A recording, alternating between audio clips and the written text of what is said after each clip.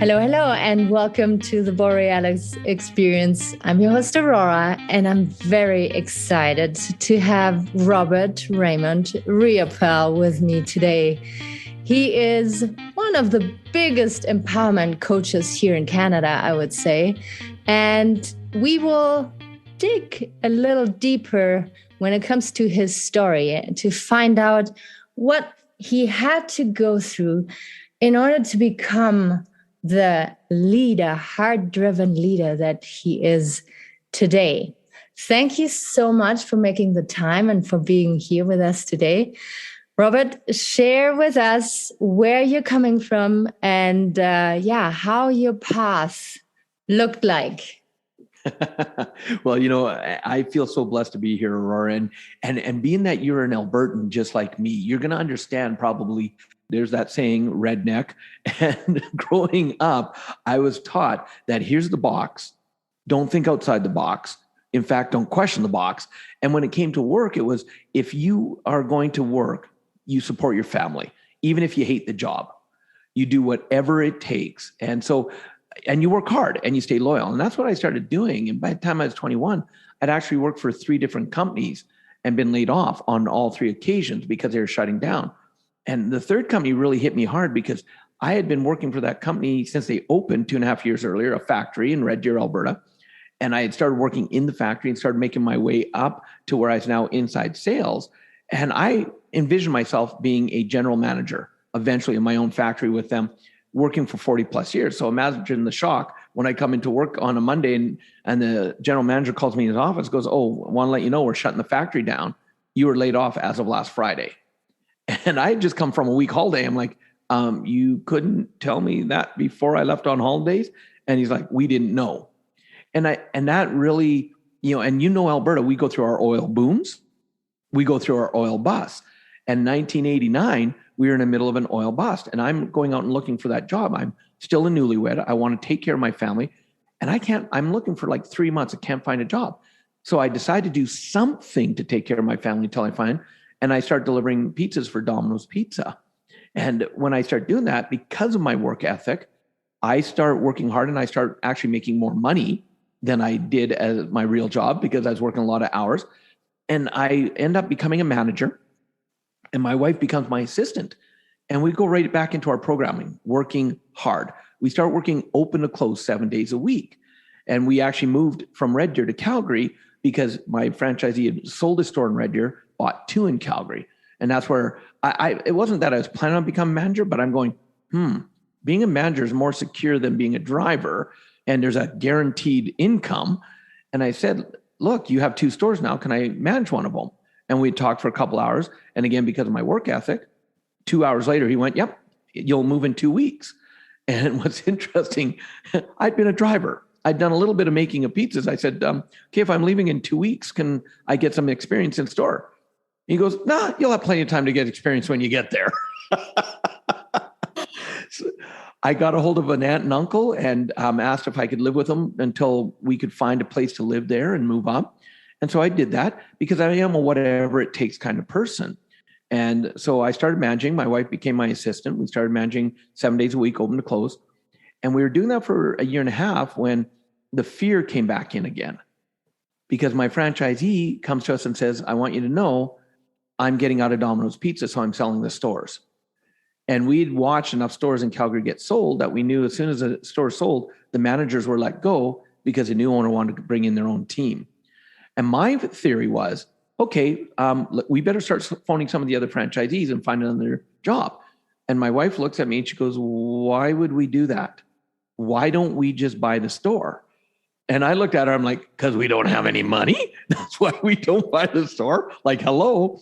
And Aurora, I am very blessed because my wife and I, we met when we were 13. We started dating when we were 16. We got married when we were 19. And so we, because I was the in the box thinker, my wife, her whole perspective is there is no box. Why are we being held to something like that? And so we started trying to figure out, how do you buy a business if you don't have money? And we made a lot of mistakes. I will tell you, a lot of mistakes. Like as an example, one gentleman, he goes, well, I've got investors and I guarantee I'll find you an investor. My upfront fee is $1,000. The moment we paid him the $1,000 fee, all of a sudden, magically, none of his investors wanted to invest in us, and it was a non-refundable $1,000, right? And every turn when we got shut down, I wanted to quit. But thank goodness my wife would not let us. Because look, if you knew me when I was younger, I was a very limited thinker. There was a lot of things I didn't believe in because I didn't know. And if I didn't know it, it can't be true. I was very close-minded that way. And she kept pushing. And I'll openly admit, I would not be doing what I do today if it wasn't for her. Because one of the gifts she gives me is she's not willing to let me play smaller than I am, even if it means kicking me in the ass, which she's had to do a number of times.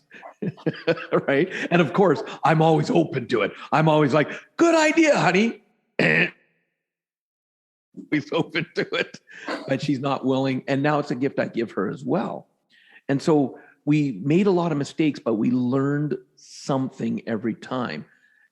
And after about 4 months, we had the confidence now where we went to our bank and we couldn't get a time to sit down with the business manager, because back then, especially here in Alberta, you had to know someone who knew someone to talk to a bank business manager. But because we had great relationships with our bank manager, she'd helped us buy our house. She loved our work ethic. We're sitting in her office till one day and she says, how's it going with the store? And we're like, it's not going good. And she says, why not? We said, well, we can't find a loan. And she says, well, have you talked to Grant, the business manager? Nope, can't get an appointment with him. Now, literally, and for your audience, keep great relationships with your banks and that. Don't be the customer that they only ever hear from you if there's a problem. Because that day she literally stood up, took us by the hand and said, come with me. She walked us across the bank, knocked on his door and said, Grant, this is Robert and Roxanne Riopel, two hardworking kids that run a Domino's Pizza and they want to buy it. Take care of them.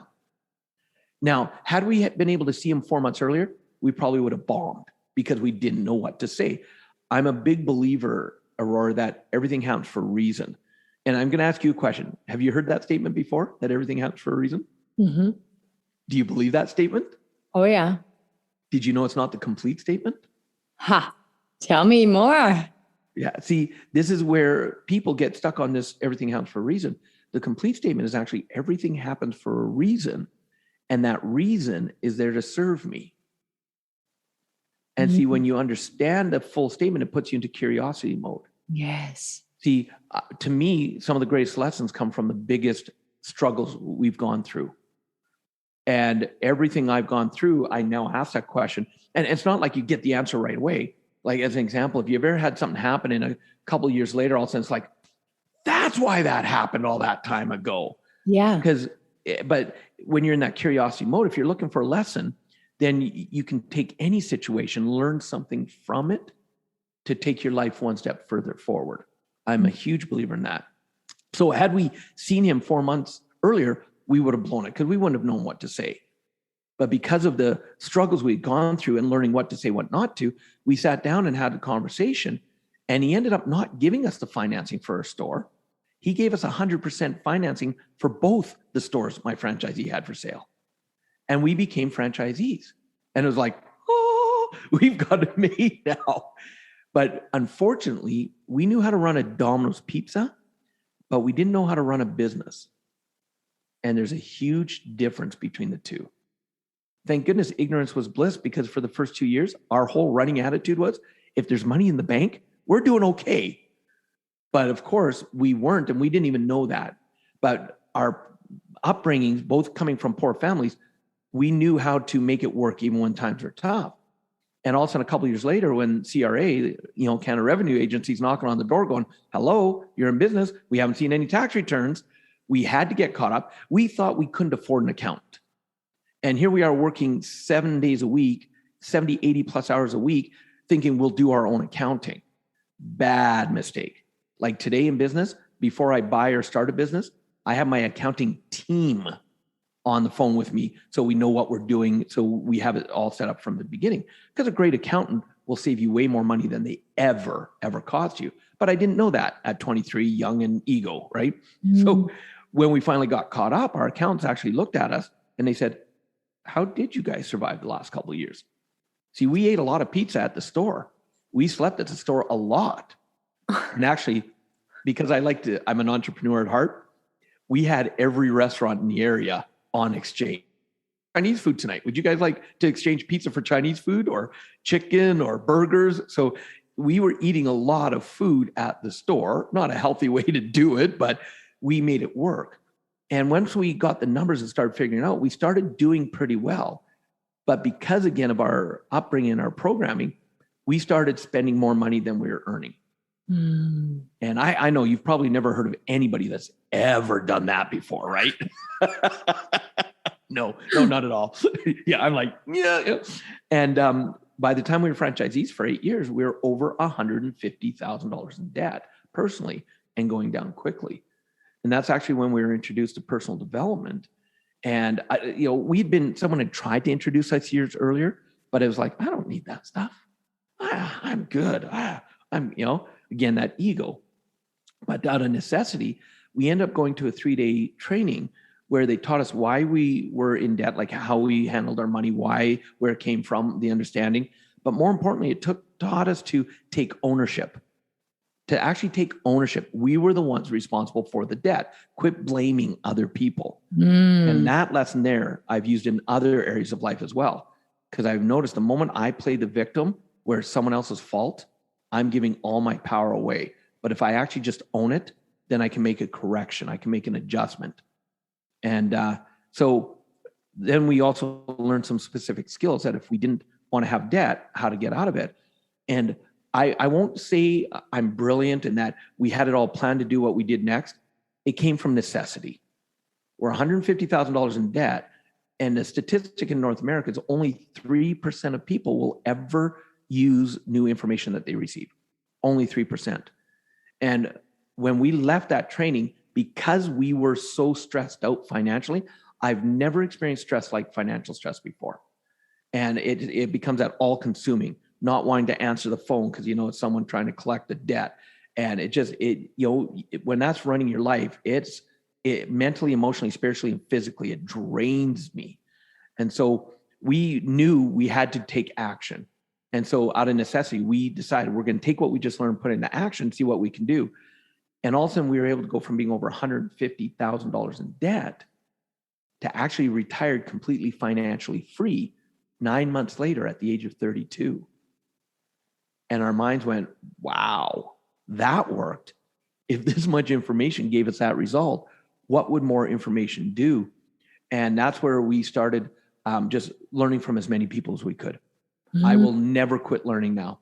I work on my self-awareness. I work on what holds me back, what works for me. Even though I train around the world today, all over the place, I'm still a student in as many audiences as I can be in all the time. Because I know the moment I think I know it all, I'm done. Yep, I'm completely done. And so while we were learning, I found my passion. My passion was to teach. And here's how the dream started for me, Aurora. It wasn't a huge dream like I want to travel the world. It was if I could help one person do what my wife and I had been able to do, go from being in debt to financially free, it'd make it all worthwhile. And especially like your listeners listening, that one person you start with is sitting in your seat right now. Start with helping you, because if you don't help you, you can't help others. And so because we'd been able to do some stuff, I wanted to teach.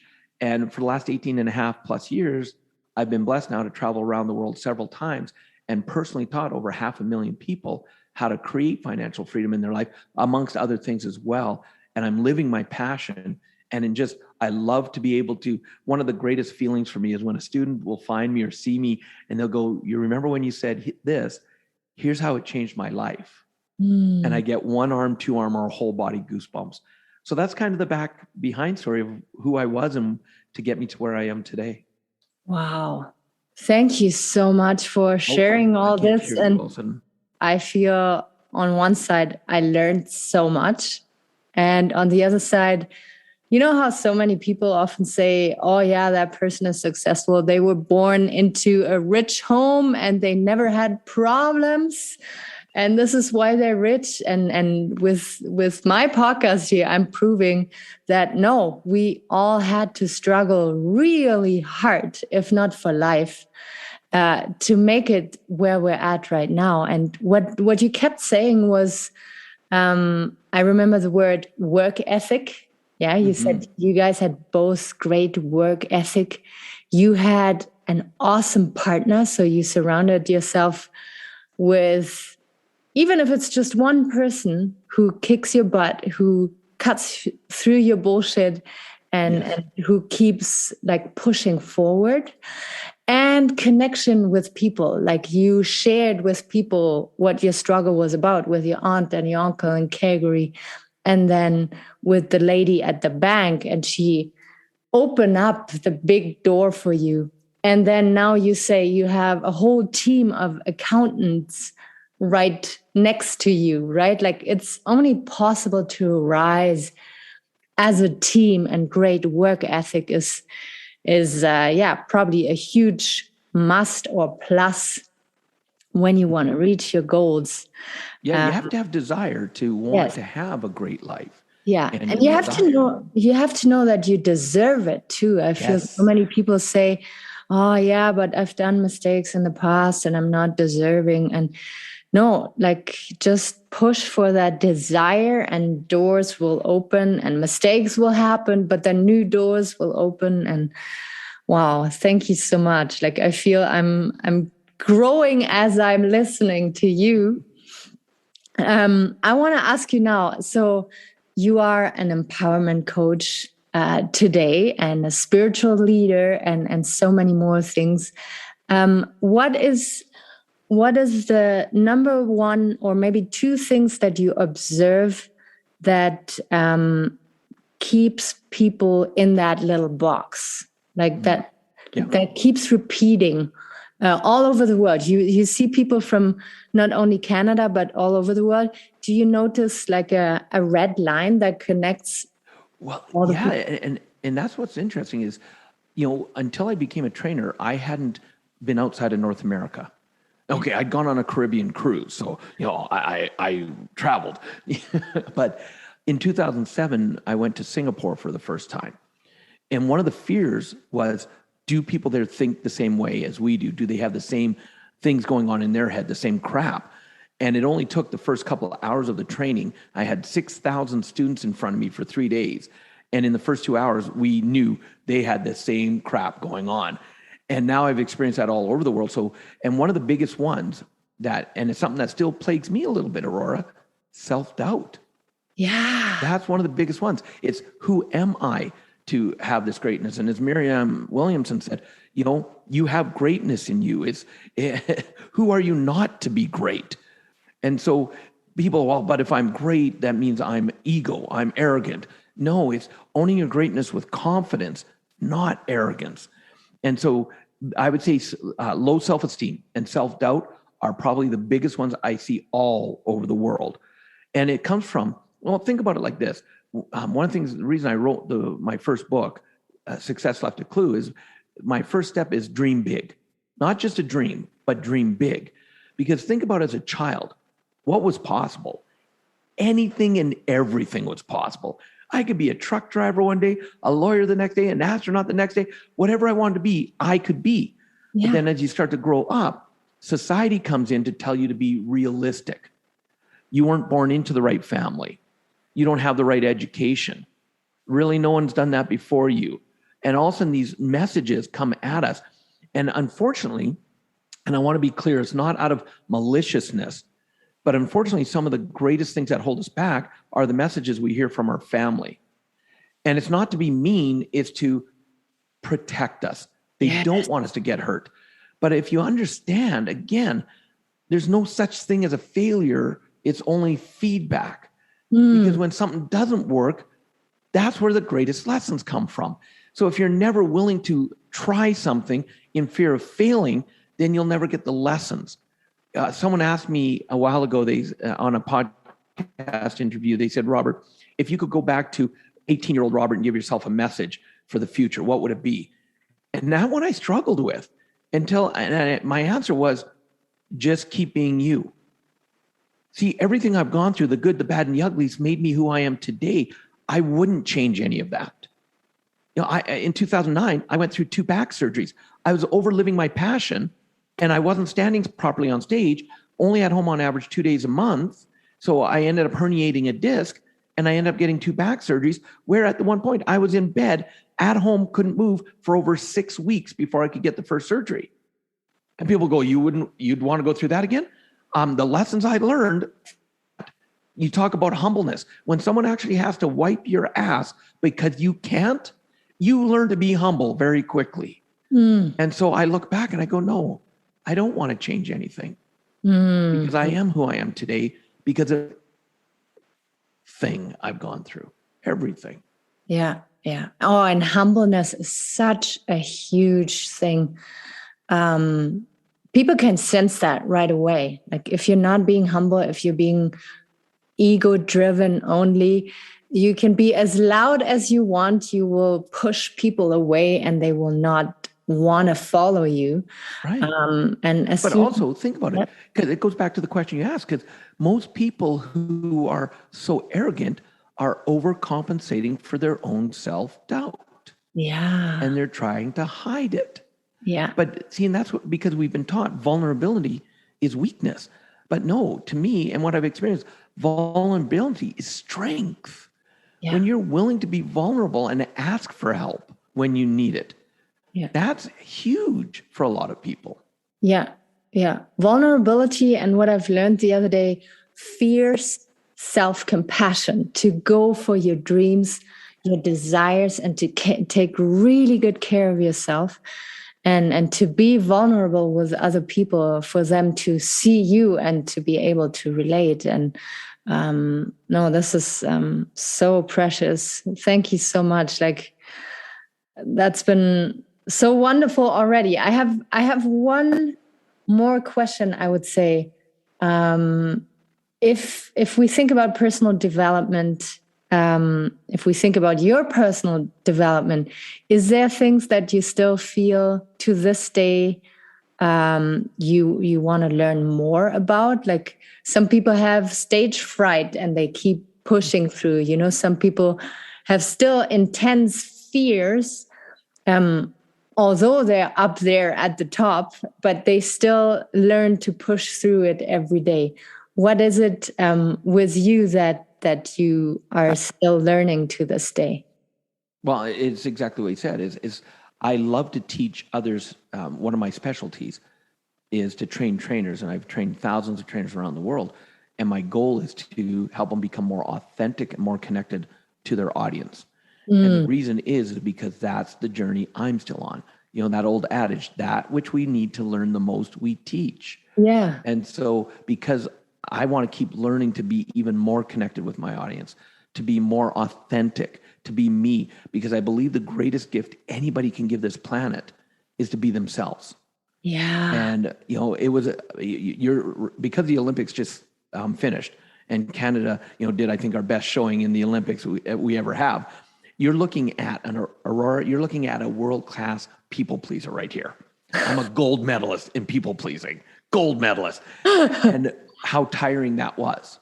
Yeah. Because I was trying to be someone different to please people. And when I went through, years ago, a training I went through where it was 3 days as a student, where, kind of to sum it up, what a monk would sit in a cave for 40 years to do, we went through that same energy in 3 days. And when I went through that, and that's where I really realized I'm me. That's all I can be. And I started to own it. My life shifted and changed because, you know, the amount of energy I wasted on people. Like, if you were someone I wanted to like me, and especially if you were successful, I'd become like that lost little puppy dog. I'd be like, oh, please, please, please, please, oh, please like me. And it would be like so annoying. People would be like, get away from me, you freak. Because I was over trying to please them. And the moment I realized that, here's who I am. And either you're going to like me or you're not. And if you like me, that's awesome. If you don't, that's awesome. Because now I don't have to worry about wasting energy. And I can actually be me. And I'm always blown away by the people that are attracted to me for who I am, not wanting me to be someone else. They want and like me for who I am, instead of the people that are saying, well, if you do this or if you, I wasted so much time and energy on that. Yeah. And I'm still blown away today to the quality of people, the authentic people that come into my life, because they're like, Robert, I just want to know you more. There's something about you. And so that's why I tell people, be you. Just show up and watch who and what gets attracted into your life when you're being yourself. And even if you're a jerk, if you're authentically a jerk, be a jerk, because at least the people who like you for being a jerk, they're not going to be surprised when, and it's a kind of a dirty secret of the training industry. It blows me away and frustrates me how many times you see someone on the stage and everybody's like, oh my God, they're amazing. They're so charismatic. They seem so kind. But the moment they step off the stage, they turn into an asshole. And it's like, so my number one rule with my students that I train to be trainers is, and it was a lesson taught to me by a mentor. He said, Robert, you can never, when you start getting to this level, you're going to meet students all over the world in the strangest places, and never be afraid to have to try and figure out who to be in that moment when you meet someone. Because if you're yourself on stage as well as off stage, you are as crazy as you are on stage. Yep, that's me. Yeah. You do have a terrible sense of humor. Yep, that's me. Because that's all. So that's been a big one for me. Yeah. Oh man, I got so much respect for you, because to hear that from someone who's very confident and teaching others is so refreshing. It gives people hope that are not quite there yet, and makes us relate to you even better on a deeper level. It's it's been incredible, wonderful to spend time with you. Can you let us know, like Facebook, we can reach you, and I will make sure to have your book in the show notes. And then all the links that I find on Podmatch. Is that the best way to? They are. And, Aurora, because you were the fact that people have taken time to listen. What I'd love to do is my book, Success Left a Clue. If they go to robertriopel.com, just my name, robertriopel.com, they're actually able to download the full digital copy of the book as our gift to them for taking their time to listen. And I will say it comes with a caveat, though. And the caveat is this: I didn't write this book for someone to read it and put it on the shelf and make it shelf help. That's not why I wrote it. Step number 3 in the book is taking action. And so I wrote it as an actual manual, where it's a workbook, and all the way through there are action steps. And as you do the actions, when you go to read more, it'll say, did you do the last action? If not, stop reading right now, go back and do that action before you read further. And so that's the way I've written the book. And so I'd love for them to be able to go and download a copy for themselves and, enjoy it. Yeah. Oh, that's such a super idea and very cool approach, like to make it interactive and with the exercises. Thank you so much. It's been wonderful to connect with you. And I will make sure to put everything in the show notes, and then we share our episode all over the world. Oh, perfect. Blessing being here. Thank you so much, Aurora.